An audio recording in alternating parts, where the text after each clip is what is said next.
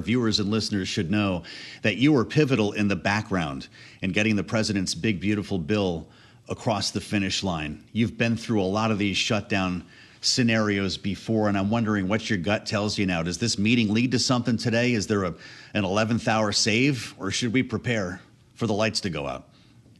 It would be wonderful if the big boys and the big girls in Washington, if we could get our act together and avoid the shutdown, but it really doesn't look like that's going to happen. It feels to me like we've got an 85% chance of going into shutdown.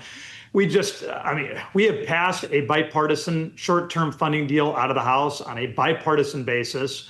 Chuck Schumer does not seem interested in accepting that deal, and I think he seems pretty committed to a shutdown. I think that's where we're headed.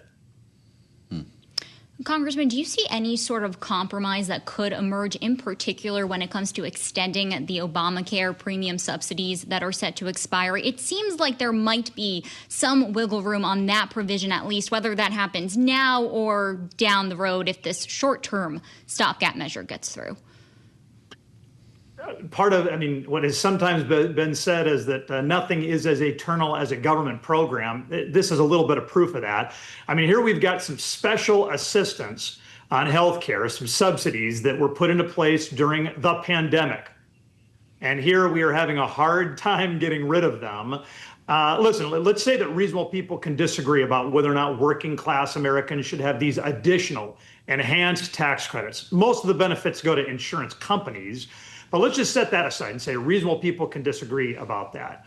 What we shouldn't be debating is whether or not we're going to spend $1.5 trillion of new spending as a part of a 6-week short-term stopgap funding deal. This is really unprecedented that the Democrats are saying that no, rather than negotiate on the healthcare stuff while the government is open, we prefer to negotiate while the government is shuttered.